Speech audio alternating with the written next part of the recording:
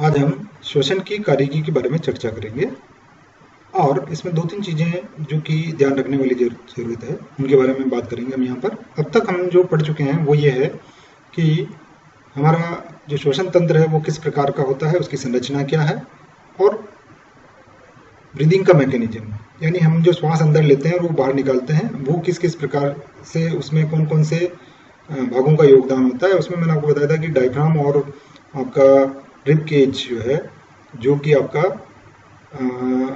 अंतरापरशु पेशियां, इनके द्वारा ये होता है। जब हवा अंदर आ गई है उसके बाद हवा को किस प्रकार से कोशिकाओं तक पहुंचाया जाएगा और वहां से जो ऑक्सीजन और कार्बन डाइऑक्साइड है उनका आदान प्रदान किस प्रकार से होगा, इसके बारे में आज हम यहाँ पर चर्चा करेंगे। ओके, तो इसके पहले डाल्टन का एक नियम है, उसको आप समझ लीजिए।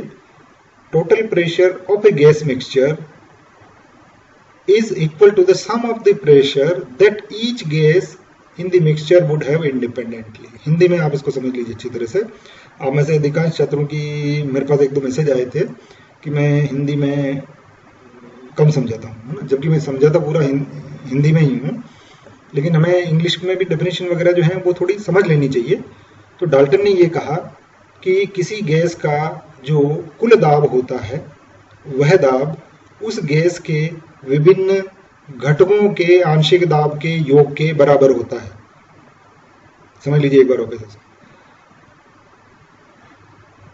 गैस के द्वारा डाला गया कुल दाब उसके घटकों के द्वारा डाले गए आंशिक दाब के योग के बराबर होता है।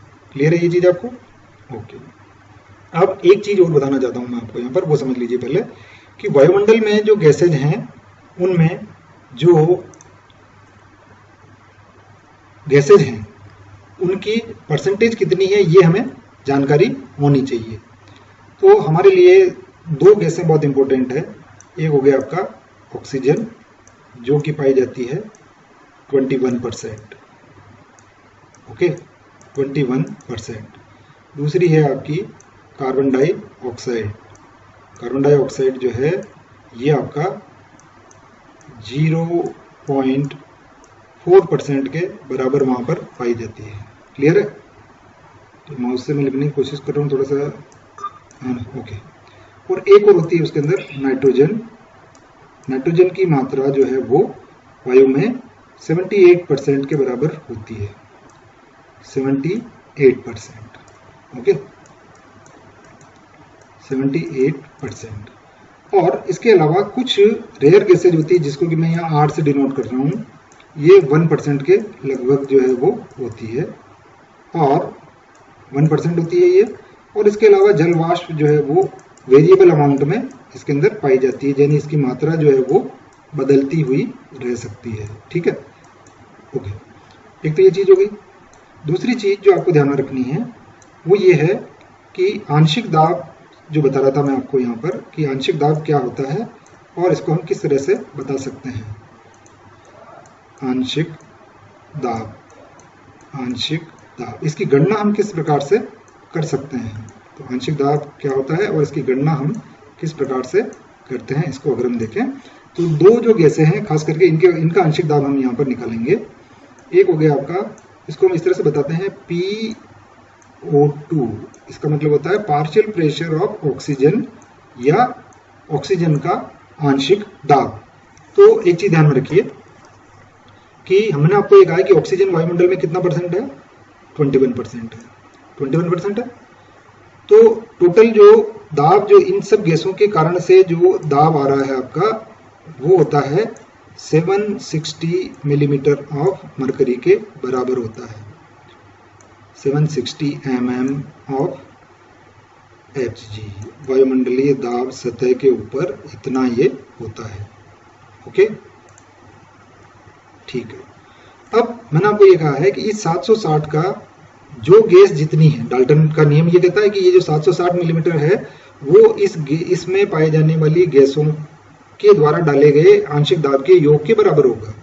तो हम इसका सीधा सा तरीका है कि 760 में से इसका जो परसेंटेज जितना है वो हम निकाल लें। तो ये 21% है, तो इसको देखिए आप यहाँ पर कि जो टोटल प्रेशर है वो है 760 इंटू 21 डिवाइडेड बाई 100। ये इसको अगर आप सॉल्व करेंगे तो ये बता देगा आपको 159 is equal to 159.6 millimetre of mercury के बराबर ये ऑफ Hg दाब के बराबर होता है। दूसरा देखिए आप ऑक्सीजन का अगर हम निकालें यहाँ पर, तो ऑक्सीजन जो है वो 0.4% है। ऑक्सीजन जो है कार्बन डाइऑक्साइड जो है वो हमारी 0.4% के बराबर है। तो इसको हम लिखेंगे यहाँ पर कार्बन डाइऑक्साइड का आंशिक दाब PCO2 is equal to 760 into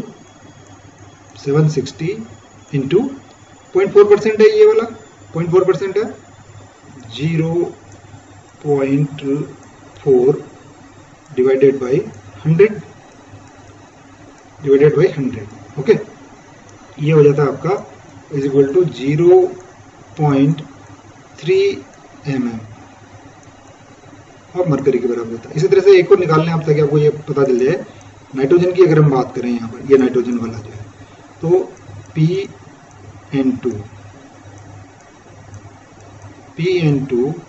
is equal to, अब आप बता सकते हैं इसको आराम से, 760 इंटू 78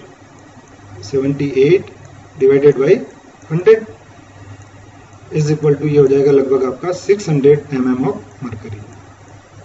क्लियर है आपको ये चीज? तो ये इसके आंशिक दाब के बराबर है। अब आपको ये दो दाब जो है वो ध्यान में रखने हैं, 159.6 और 0.3 mm ऑफ मरकरी, ये वायुमंडल के अंदर है। ओके, हम आ जाते हैं वापस हमारे उसके ऊपर, जो बात हम कर रहे थे यहाँ पर। ये देखिए, ये जल, कार्बन डाइऑक्साइड, ऑक्सीजन और नाइट्रोजन, टोटल प्रेशर 760 मिलीमीटर है। ये लगभग ये 0.3 और 159, ठीक है। तो ये उसके अंदर है। जब हम हवा को अपने अंदर लेते हैं उस समय पर इसमें 47, 40, जो ये तो हो गया दो हमारा 40 और 105, ये ध्यान में रखिए आपका। अब ये कैसे हुआ है इसको देखने के लिए हम इस डायग्राम को अगर हम समझे तो इससे आप अच्छी तरह से समझ सकते हैं कि जो लंग्स के अंदर जो एयर है, ये है ना, जो एटमॉस्फेयर से आया था उसमें हमने कहा था कि ये 159 और 0.3 mm है, लेकिन यहाँ पर लंग्स के जो एल्वियोलस में एक्चुअल जो है वो कैसा होता है, 105 और 40 होता है। ये क्यों होता है ये भी मैं भी आपको बताता हूँ। पहले आप ये ध्यान रखिए कि यहाँ पर 105 और 40 mm ऑफ मरकरी के बराबर ये होता है, ठीक है। अब यहाँ देखिए आप इसमें कि ये जो रक्त है ये पल्मोनरी आर्टरी के द्वारा लाया जा रहा है, और पल्मोनरी आर्टरी जो है वो कौन सा ब्लड लेकर के आती है यहाँ पर, deoxygenated blood. Okay, right atrium से ये यहाँ आया हुआ है, पहले मैं बता चुका हूँ इसके बारे में आपको। यहाँ 40 और 46 होता है। अब इसके कारण से क्या होगा कि ऑक्सीजन का दबाव जो है वो यहाँ 40 है और यहाँ पर 105 है, तो इस वजह से ऑक्सीजन ब्लड के अंदर आ जाएगी। और यहाँ पर ये कार्बन डाइऑक्साइड का दबाव 46 मिलीमीटर ऑफ मरकरी के बराबर है और यहाँ पर 40 है, तो यहाँ से कार्बन डाइऑक्साइड जो है वो एल्वियोलस के अंदर आ जाएगी। ओके, अब ये जो ब्लड है जिसके अंदर ये एक्सचेंज हुआ है उसमें ऑक्सीजन का आंशिक दाब जो है वो 100 तक पहुंच जाता है और कार्बन डाइऑक्साइड का आंशिक दाब 40 तक पहुंच जाता है। पल्मोनरी वेन या फुफ्फुस शिरा इसको हृदय के अंदर ले जाती है, लेफ्ट एट्रियम के अंदर, बायां आलिंद, वहां से ये बाएं निलय के अंदर आता है। याद करिए मैंने जो पिछला चैप्टर पढ़ाया था उसके अंदर ये आया था आपके। और यहाँ पर देखिए 40 और 100 ये वाला ब्लड जो है वो अब कहाँ ले जाया जाता है, दैहिक चापों के द्वारा शरीर के अंदर ले जाया जाता है विभिन्न भागों तक। यहाँ पर कार्बन डाइऑक्साइड का आंशिक दाब 46 होता है और ऑक्सीजन का 40 होता है, जिसके कारण से इस रक्त के अंदर 100 है तो ऑक्सीजन जो है वो कोशिका के अंदर चली जाएगी। और क्योंकि कोशिका में 46 millimetre of mercury carbon dioxide का प्रेशर है और इस रक्त में 40 है, तो इसलिए कार्बन डाइऑक्साइड रक्त के अंदर आ जाती है। यहाँ से ये ब्लड इकट्ठा किया जाता है और सिस्टमिक वेन्स के द्वारा इसको, या यहाँ सिस्टमिक वेन्स नहीं कहेंगे हम इसको, जो दैहिक शिरा जो है वो आपको राइट एट्रियम और के अंदर, ये इस राइट वेंट्रिकल के अंदर और राइट वेंट्रियम के अंदर इसको लेके आती है। यहाँ से राइट एट्रियम से राइट वेंट्रिकल के अंदर जाता है और वेंट्रिकल से पल्मोनरी आर्टरी के द्वारा लंग्स तक भेज दिया जाता है, जो कि डीऑक्सीजनेटेड ब्लड इसके अंदर ये पाया जाता है। ओके, तो इसके कारण से जो डिफरेंस है इसका वो ध्यान में रखिए। ठीक है, यहाँ 46 है और इसके अंदर 40 है, यहाँ पर PO2 40 है और यहाँ पर 100 है, इसके कारण से ये कोशिकाओं के अंदर आ जाएगा और ये अब इसके बाद में यहाँ पर 40 और 46 हो जाएगा, तो ये ब्लड जब वापस ले जाया जाएगा, ये साइकिल लगातार यहाँ पर चलती रहेगी। इस तरह से गैसों का जो विनिमय है वो होता है। ओके, इसके बाद में हम नेक्स्ट क्लास में इसके बारे में चर्चा करेंगे। 10 मिनट से ऊपर ये हमारा वीडियो जो है लगभग हो चुका है, तो अपलोड करने में दिक्कत आएगी, तो हम अगले वीडियो में इसके बाद में चर्चा करेंगे कि ऑक्सीजन का परिवहन जो है वो किस प्रकार से